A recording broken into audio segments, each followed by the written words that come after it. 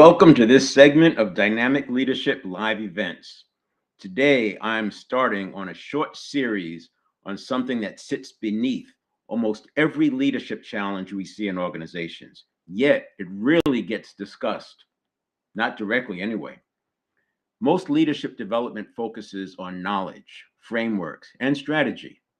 Those things matter, and they're part of dynamic leadership as well. But they assume that when the moment arrives, when the stakes rise, when pressure increases and decisions carry real consequences, leaders will be able to access what they know and execute. They also don't take into consideration what past pain has successfully suppressed, potentially for decades, that can suddenly be popped open by a simple trigger that taps into a related association. And it can happen in milliseconds and when you least expect it. When the stakes increase, something very specific happens inside the nervous system. Pressure rises faster than regulation capacity. When that happens, cognitive bandwidth compresses, perception narrows, decisions that make the decision making speeds up, but accuracy lines. Leaders begin reacting instead of responding. This is the cognitive narrowing I talk about. People who have been in firefights, that they call it the red mist. You may see it in some videos if you watch these, cop shows and traffic stops, etc.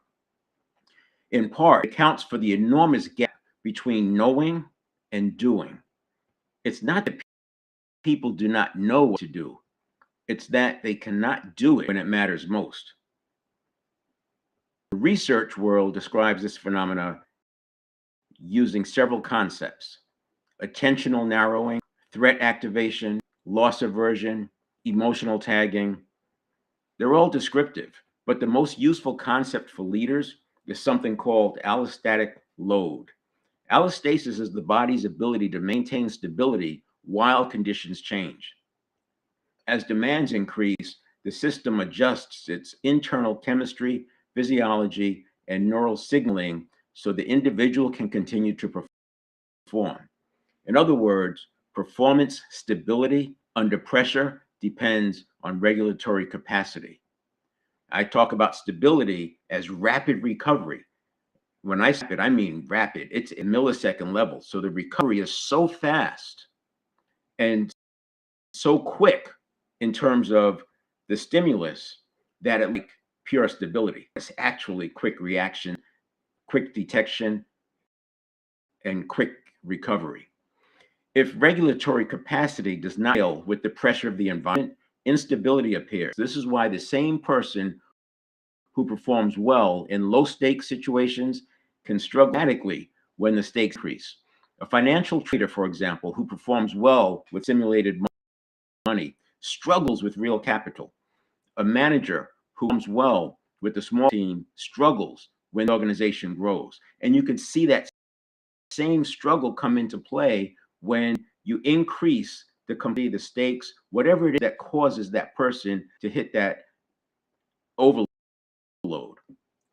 A founder who performs well in a startup environment may struggle once the company starts to scale. Each increase in stakes creates a new psychological barrier or new psychological environment. An exponential increase in internal load. $10,000 is not the same way as 100,000. 100,000 is not processed the same way as 1 million. This is why you see lottery winners losing everything, sometimes within months, if not or years. The brain does not treat these as the same scenario. The 1,000, 100,000, 1 million. The internal load rises exponentially, and if the nervous system has not been conditioned in advance to regulate that load, reactions take control. This is also why experience matters so much in leadership. Experience recalibrates the prediction system of the brain. In my experience, I've seen it take a little over a year to maybe 18 months. And this is why you see a lot of successful people, success being defined as promoted ahead of peers. There's a cadence about every 2 years. because their system resets in that time. Try to go too fast and you may hit overload. Go too slow and they're bored. Each exposure teaches the nervous system how to stabilize under higher levels of pressure. I've often said that special ops training, like Navy SEALs, Army Rangers, what they go through, as well as martial arts masters, it breaks the part of the system that causes that overload to happen. There are better ways to describe what's happening, and I'll get into that today. Ways that are actionable by anyone. And that's what I'll be covering over the next few talks. I unpack this because it's such an important part of it. And it's the barrier between a leader who's demonstrated success at one level, but can't seem to get it done at that next level. In the end, experience alone is not enough. Not when stakes are rising. Some people accumulate and become stronger. Others accumulate experience and become more reactive. The difference is whether the individual develops to regulate internal state while pressure increases. And this is an important conversation right now because the volatility, uncertainty, complexity, and ambiguity is steadily increasing. The toothpaste is not going back in the tube. We're on the vertical part of the exponential technology capability increase curve. We see artificial intelligence now, platforms coming out, it seems like multiple times in a year, and each one is significantly less expensive than the next after artificial intelligence. My point is, over the next 5 years, I think we're going to see unprecedented, and that word is overused because there's been unprecedented, but I think we'll see unprecedented shifts and change. It doesn't mean it's all dire because there's still two forces always at play. And for every problem, there's solutions coming. Every problem, there's solutions. So what might look like Armageddon coming, it's not. It's just a bigger shift that has to be corrected with a better solution. And that's the skill that we'll be talking about. It sits at the center of dynamic leadership. It's that rapid recovery so that we can show up as the best of us, no matter what amount of chaos is going on around us. When we talk about habits in this work, I usually divide them into three categories: reactive habits, behavioral habits, identity habits. Now, identity habits are the most difficult to change, and that's widely accepted in the neuroscience and the counselor community. They're drugs who about we believe we are. But when pressure rises, identity habits are not the primary barrier. Have overcome the identity piece. But if reactive habits are there lurking and can come up, reactive determine whether a leader can maintain cognitive bandwidth while the environment intensifies. You throw a reactive habit episode into a situation and identity can collapse. So we want to make sure we have that resolved as well. And this is also why athletes often transition well into leadership roles. High-level sport conditions the nervous system to perform while the stakes are visible and immediate, similar to what military training does. It works the same way. It does not eliminate stress. It builds the ability to operate present. So it doesn't really break the system, that the threshold is much higher. In fact, higher than a normal person is ever going to experience in a lifetime. The same as to leadership. The higher the role, the higher the stakes. The higher the stakes, the higher the internal load. And the higher the internal load, the more capacity becomes. So over the next few talks, I'll explore this idea from several angles. We will look at the relationship between habit patterns and pressure. We will look at why knowledge often fails under stress. And we'll get back to several of the frameworks I use regularly: the 7 performance areas, the 7-step reset, the 7 phases of the 1-second model, and the 7 increased regulatory capacity. Yes, I like the number 7, but it's because the mind can handle 7 to 9 chunks of information at a time. In more than 9 chunks of information, this is an average, obviously, then the person starts to reach cognitive overload. The cognitive, if you're too low, you can get bored. The point about using 7 is that because a person can carry 7 thoughts in their mind, training standpoint, as I train coaches on how to do this work, it's useful to have 7 because on a bad day of a bad week, people can still memorize. And if they can memorize them, they can create associations around them. And if they can do that, then those come up when they're needed most. The other thing it does is to understand something. It helps be able to hold the other elements in mind at the same time. So since the conscious mind can handle sign, that leaves two chunks available for other things to come in, but the person can keep all 7 in mind as they're exploring one of the others. So these models are all fractal, and that's why I'm covering them again. So it may seem like a review, it may appear to be a review because I covered this quite a bit in anxiety crushing, agency, and one-to-one leadership, and I'll be covering them again, but now it's at a much deeper level, dive into the most significant that people face, not in everyday life, but when they go after that quest, that 10x, that thing that they thought they could never do, doing it, people are not prepared for the amount of inner resistance that happens. So the goal here is not complexity, it's clarity on the other side of complexity. And that's why I approach it from a fractal standpoint with the same models. So we don't have to relearn the model. We just have to learn to in a more chaotic situation. Once leaders understand how pressure interacts with the nervous system and can apply it, because to know and not do is like not, they can then begin to condition stability instead of hoping it appears when they need it most. Now, I'll start with the review of the 4 main models that I use in those first, and then I'll come back and do some illustrations and connect the dots, because it'll set the stage for what I'll be talking about over the next 4 talks.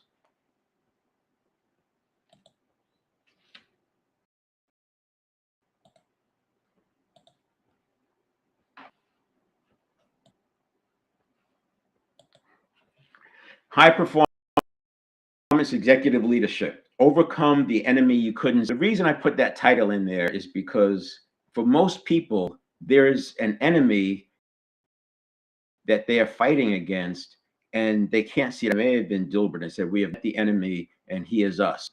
So similar to that, but it's when you see it, you shouldn't be. And once you can see it, you can then start applying how this works.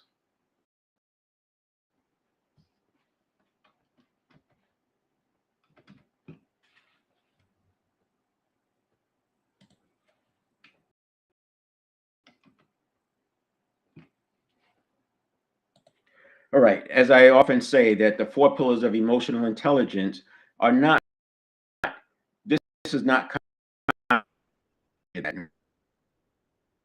standing on the shoulders of you, but the work was done at a time when we didn't have access to the brain scanning tools that we do today, on in the brain and the mind. Self-awareness is the first pillar of emotional intelligence. Self-management is the second. Social awareness is the third, and relationship management. These track along with my models as well. The other foundational part of this is self-determination theory, autonomy, competence. What I'm going to do today is also connect that.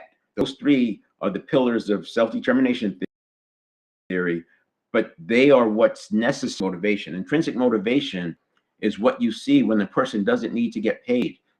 Salespeople always leave money on the table, but when you can tap intrinsic motivation, then they will break through barriers that have held them back.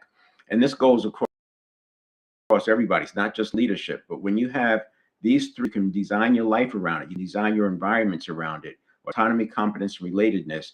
That is how we create that allostatic increase on an upward trajectory. I'll cover that as well today at a high level. Then we'll do a deeper dive as we go through the talks. Level leadership requires open skilled performance. The meaning of that is in sports, there's a defined field or whatever parameters. There's a known opponent, and there's a limited amount of things that can happen. ball is out of bounds, it's out of bounds. So you don't have to worry about what's out of bounds. You just worry about what's in bounds, for example. And that's a closed skill environment. You can prepare for a closed skill environment, and you can build in the muscle memory for it. I've often said muscle memory is really not muscle memory, because the memory or nerve, you can build strength, but what it's actually nervous system memory. And that nervous system memory is built by increasing myelin on the neuron and increasing the amount of synapses available neurotransmitter for those needed and activated neural pathways. In an open skill performance system like leadership, you can't train and prepare for every single eventuality. What you can prepare your inner system, so no matter what happens, you can handle it. And that's what this is about. Volatility, whether your stability travels with you or disappears when conditions change. And for leaders, that's significant, because a leader has so much leverage over the organization with the people who they report to them.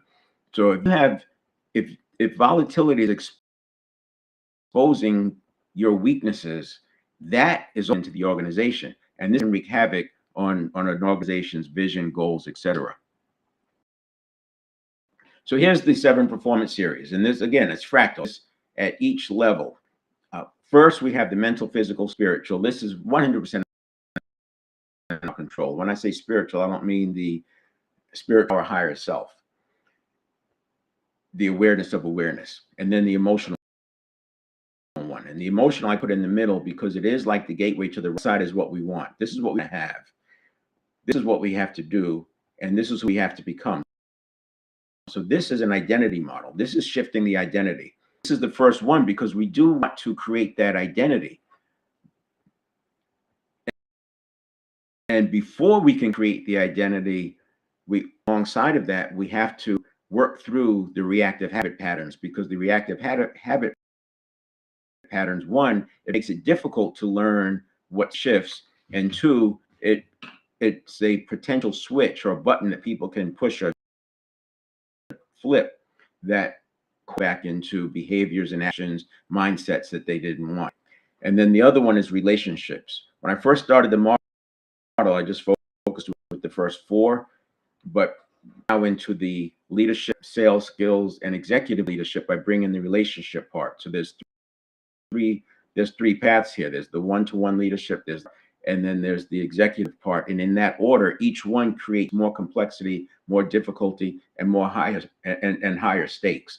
And then the professional and financial, that's more directly related to the person's quest. But having these 4 and 5 under your belt enables you to perform at a much higher level here. And by doing it this way, by including relationships in this part. So while we control this for sure, we have majority control over here. I say majority because people get their buttons pushed and then they get triggered into bad behaviors, but you still control it.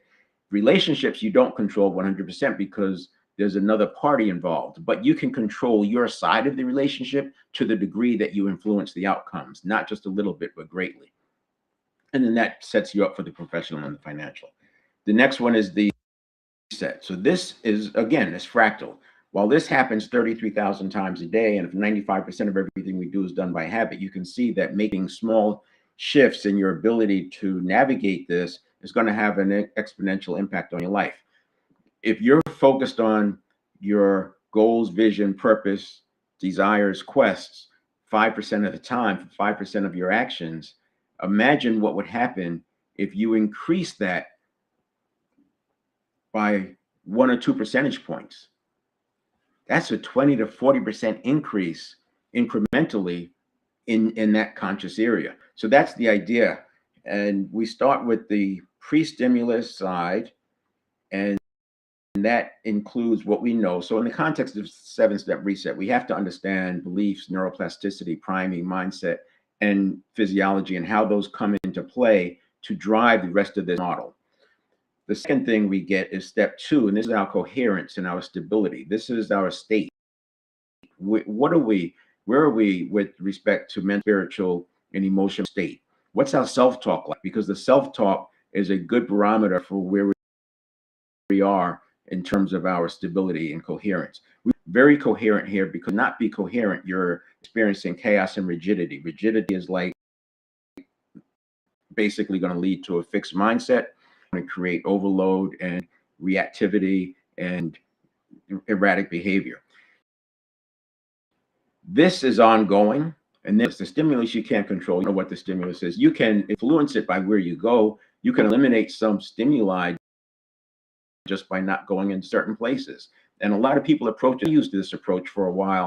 The downside of this approach is when something does slip through, you don't have the skills to deal with it, and the world can be rocked. This is why you see some people, and then they literally, they call it rot, right? They just kind of literally do nothing for weeks or months until they can regulate again. I'm not talking about regulating and rapid recovery in weeks and months. I'm talking about doing it at the millisecond level.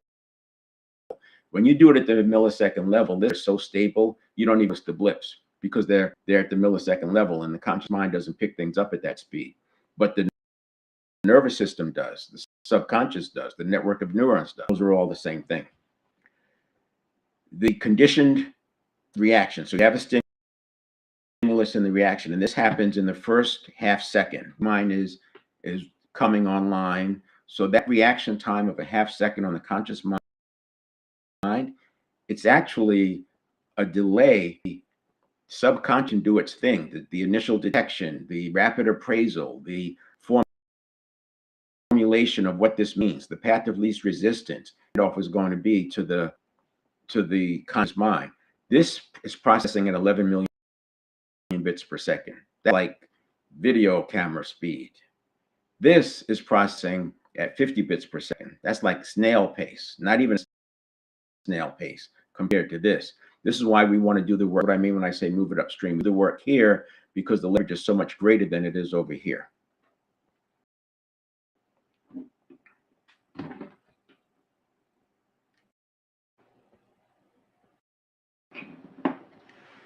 And then step 4 is the response. So I separate the reaction from the response. I call it a stimulus response, but it's actually a stimulus reaction response. They're separate. And if you let your response equal your reaction, that get reactive and erratic behavior. When you see those videos of people crashing out, you can see that they are not crashing out over the external stimulus, repeating. It's all stimulus. What happens is the rest of those reactions are inside. They're reacting to their own reaction. And what it's doing is triggering more fight or flight mechanisms that they've stored up over years. And the more you do it, the more you have available for that next crash out or anxiety spiral. We eliminate all that. We don't eliminate by suppressing it. We don't eliminate it by avoiding it. We eliminate it by changing the system, by resetting for what it needed to be when you were 0 to 7, which is how it is for most people, but for what it needs to be in a VUCA world. Then the next one is emotional modulation. Emotions, and what I mean by emotional modulation. So if you look at regulation, which is what emotional intelligence talks about, everything is, it's got to self-regulate, got to regulate myself, etc. And people talk about that. I'm having trouble regulating. Well, if you look at regulation as an umbrella, and in regulation, there's 3 parts of it. You have prevention, and prevention is avoiding, it's happening before it starts. But prevention can also be happening so early in the process that it appears before it started. The next one is modulating. So this is modulating during the situation. So I would look at this as the first half second, the during. Now that you're aware of it, you're modulating when you're aware of it. And then the corrective, which is what a lot of people treat regulation as, is after the fact. Once the emotions, once the erratic behavior is coming online, that's when they focus on correcting it and the fact. So we do dynamic leadership, we do everything up here in prevention. And then you have your modulation, which is a last line of defense. You do that in the 90 seconds. This step 5, if needed, and the better job you do over here, the less you're going to need this. You can go for months and months without having to do emotional modulation once you've worked through this process enough times. But the reason it's step 5 is because before action, we condition in that we'll and do see if we need to do some emotional modulation before we take action, because we don't want to take action if we're now. When I say condition it in, that's what makes this model work. Is everything that we need to do in that first 6 seconds is conditioned. Do it at the nervous system level. So we use the same automaticity that you see it play in a crash out. We use that to work for rapid recovery. And this is what a lot of people don't understand is possible, because they look at the whole thing as one system. It's two different systems, and one governs, just mine actually governs the network of neurons. The network of neurons is so fast, and because sequence matters, it overtimes the conscious mind, and that's what we unpack and then put back together in a way so that automaticity works for you. And then we have step 6 is action, lay it, delegate it, or discard. So the reason this is worded that way is because it's related to this response. If this is happening 33,000 times a day, decision very quickly about what I'm going to do with this. I'm going to do it now, or am I going to delay it? Now, most things I'll probably delay, because I'm not fighting against a tiger. I have the luxury of, and that enables me to get back to a coherence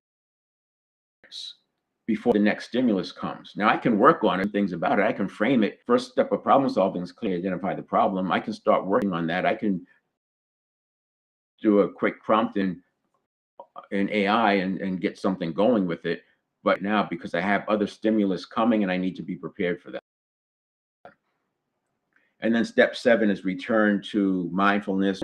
And so what you're doing at the executive level is constantly going from 7, 1, and 2 for yourself, observing 7, 1, and 2 direct reports, and observing 7, 1, and 2 for the organization, because as the executive, you're setting conditions and you're creating the climate. And the next is the 7 phases of the response. It's the 1 second model, 7 phases of the 1 second model. So this is all happening in that 1 second. The reason I say 600 milliseconds, conscious mind has a reaction time of a half second, which is 500 milliseconds. And you see I have here 500 to 700, because that's a length of a second for the pause. So we're not talking about minutes long pauses. We're talking about millisecond level pauses that make a huge difference because of the rapid speed. The reason I call it 600 milliseconds is because there's a pre-listening period. So we're always predicting, the brain and nervous system are always predicting what might come. So you walk in a situation, a person enters the room, whatever, the scene changes. There's a pre-listening that's going on, looking at what's the likely stimulus that might come up here. So priming happens. And people have a perpetual question, and there's a question that they ask oftentimes.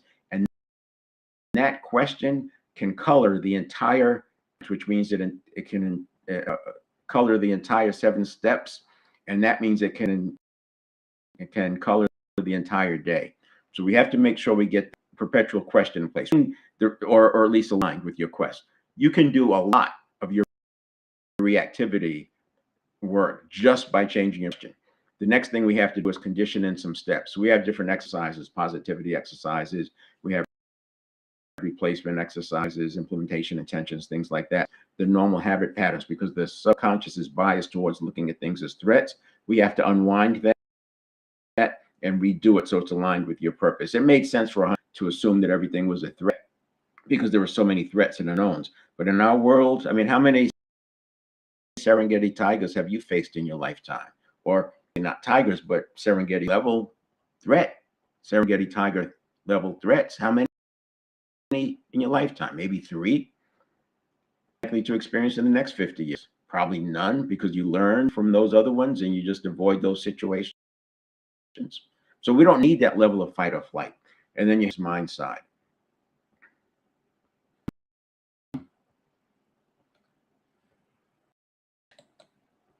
So that was quite a bit, and I was back to,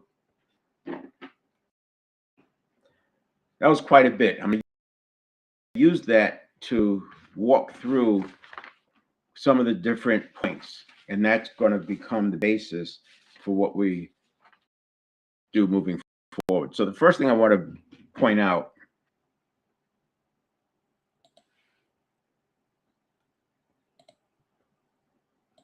I'm going to use this word. I'm going to use this word executive stability.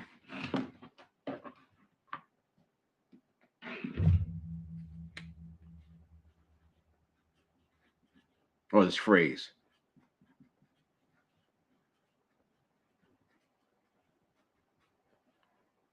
And we're going to reframe that to rapid recovery.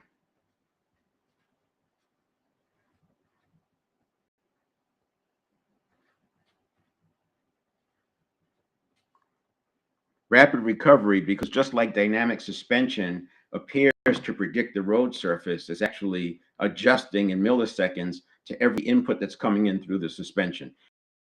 And it's making adjustments. And that's what we can do as executives. We can make those adjustments real time in even before they're noticed. So the first one, and by the way, why this is important, if you leverage, so you got a fulcrum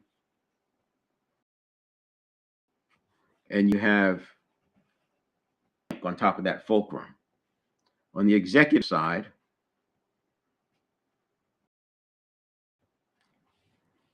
this is the influencer, right? The making decisions. The executive is setting the conditions. The executive is setting the tone, which is why we need to keep executives need to keep themselves out of the weeds. You've got getting things. So keep in mind, you're sending 9 chunks of information. I would say you should not be working on more than 4 or 5 chunks personally.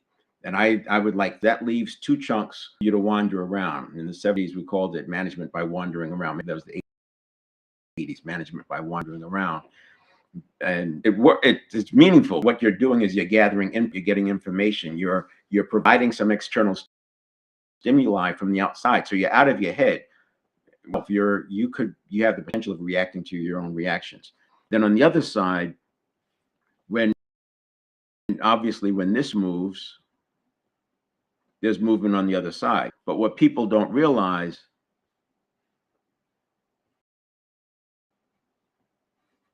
there's a potential leverage that the executive has. So making this drawing smaller, if you have this fulcrum over here, and this moves from here to here,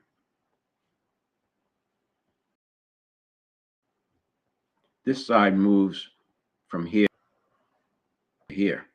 And you can see that's the leverage, but it goes both ways. Leverage cuts both ways. So the same way that we need leadership to see, that same leadership can destroy our momentum towards the vision. So this is important. This stability is, and I'll use I think it's called the Yerkes. What is it? Yerkes.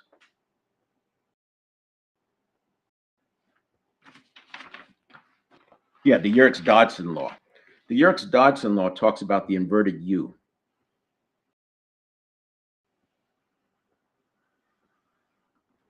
On this part of the U,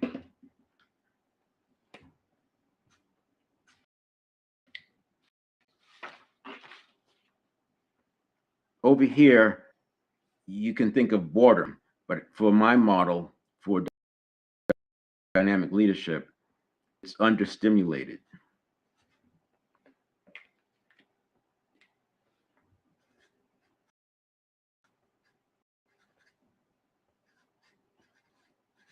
And over here, you have overload.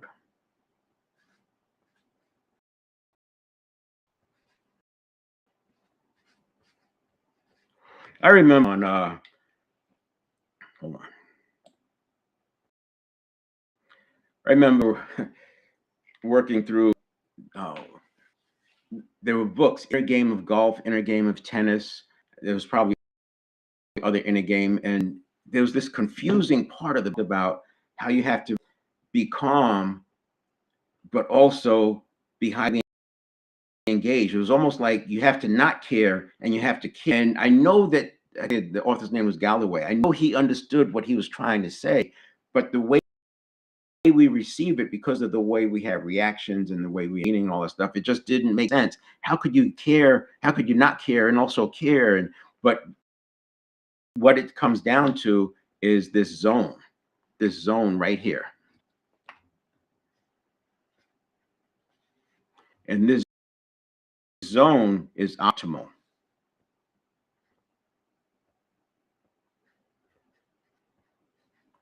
It's the optimal zone, and we get there with optimal pressure.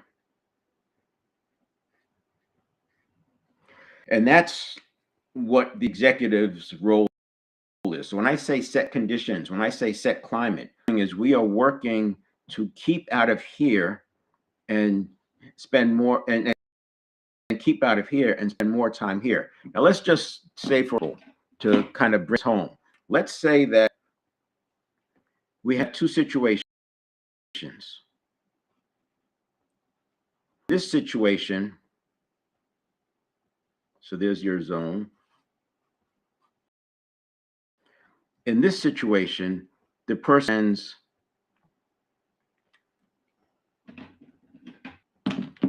this much time in the zone and this much time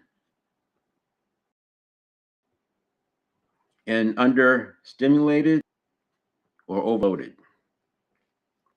In the other situation, the person's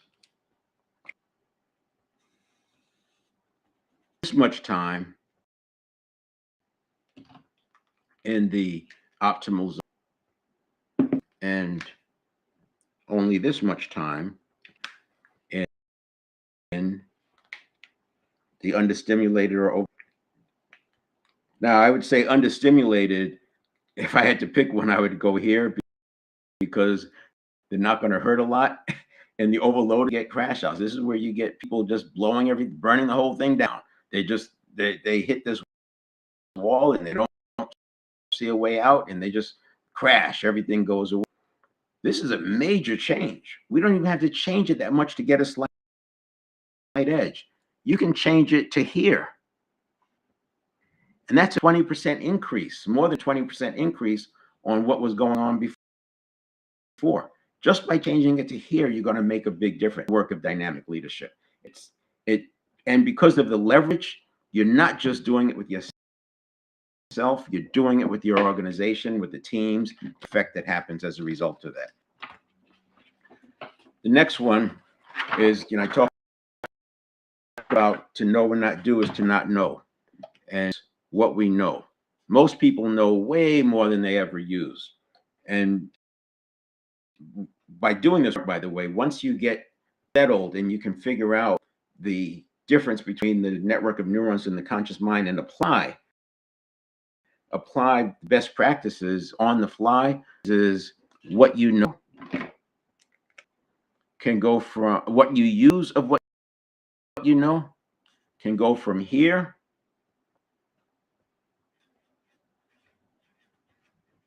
that's before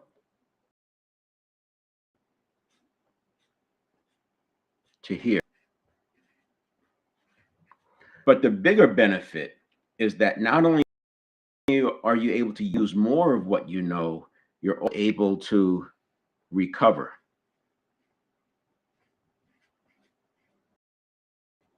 Rapidly.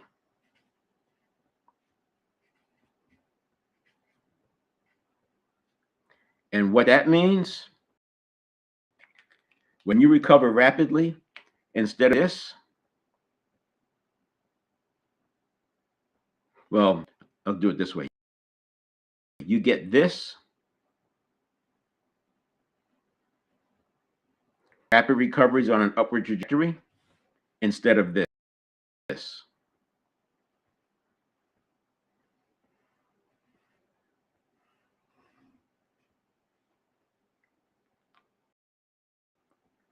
And when you get this clarity and rapid recovery, you have stability that looks. You have stability that's coming from rapid recovery, but it looks stable. And the impact of leverage, it's positive rather than you. This is all coming down to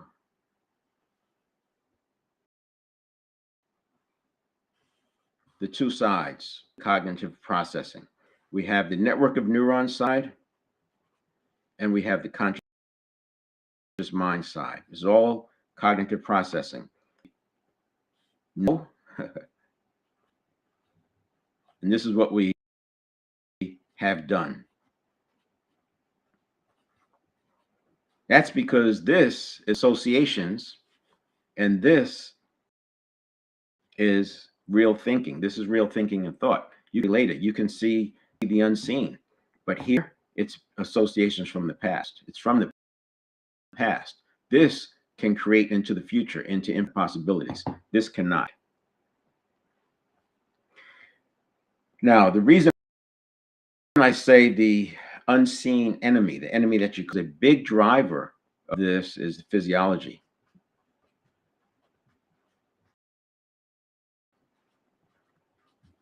It stands to reason. Everything we do is done by habit. And the network of neurons is where habits reside, because myelination and synapses causes the path of least resistance, turns into a habit pattern. And since the network of neurons is biological, it's physiology. Going through the neural pathways, okay, that's not physiology, but the neural pathways themselves and the myelin and the synapses, that's all physiology. This is why physiology impacts every area of our life. There's a physiology to listening. There's a physiology to high performance. There's a physiology to speaking. There's a physiology to everything that you wanted to do. I can bring it back to physiology. In fact, physiology can create fight or flight. Physiology can also create coherence. And when you add breath work to it,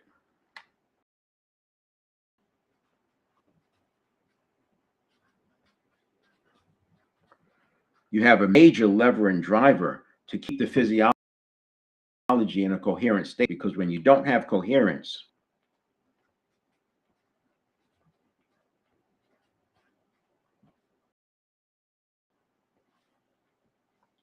you have rigidity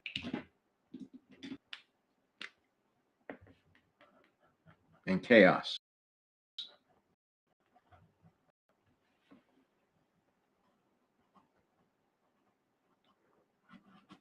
And the more coherence you have, the less you have for rigidity and coherence and chaos. And this is what we do. By expanding coherence, you automatically limit our rigidity and chaos. You got some, but you don't need excess. And physiology and breath work is a gateway to do this. And this has a lot to do with your step 2, the stability step 2. I talked about open and closed skill systems, or open skills and closed system skills. If you look at it like this, sports is highly predictive.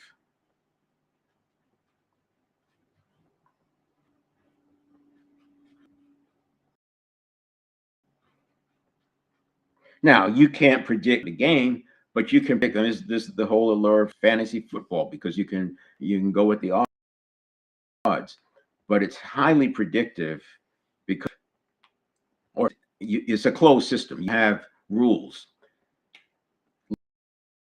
Leadership at the executive level is predictable.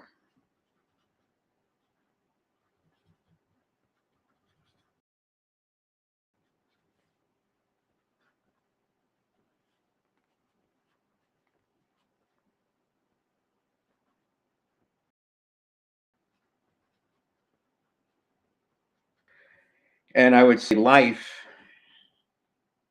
is somewhere in the middle. And this is why a lot of people won't venture into this world, because it's just too difficult. This is why I say you have the Peter principle. The Peter principle says that to a level that's one above their ability to be effective. And that's when things start to crash down. We don't have to accept and we don't have to live. We can overcome that by using the skills that I'm talking about here. That's it's come to what we do with dynamic leadership.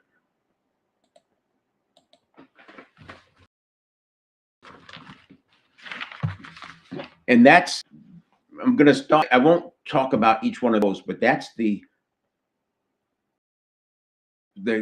what we'll be covering over the next few weeks. You have to unpack that. We have to figure out. I'm going to have to share with you how to attack your own inner work, your own inner enemy that you couldn't see before.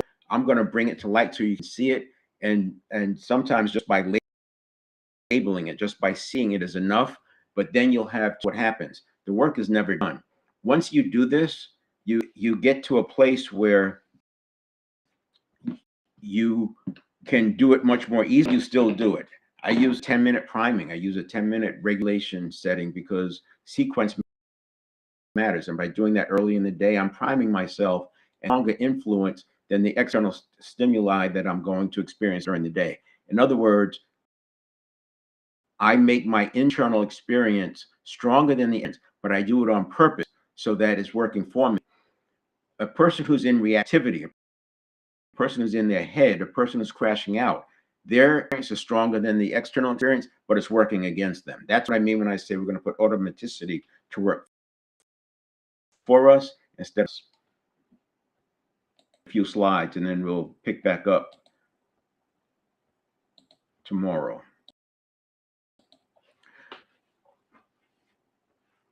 This is the 1 second. This is where I left off. This is the first 600 milliseconds. We actually have 3 segments in this first 600 milliseconds. I'm talking 2/10 of a second is barely that long, right? If that, that's probably 4/10 of a second.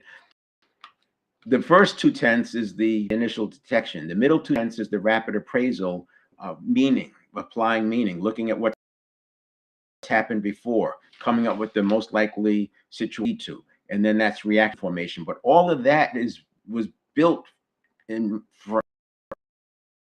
based on evolution for our hunter-gatherer ancestors. It still makes sense, but we have to have different information in here. We can't assume everything is a threat, or this reaction formation will be biased instead of for us. As a handoff to the conscious mind. So the conscious mind cannot accurately interpret the signals through the neural pathway. That's energy flowing away. Thought is energy as well, but it's a different form. And what this does here, this handoff, it converts this signal through the neural pathways into a thought, a picture, maybe a feeling, but something that can be perceived and interpreted in the conscious mind.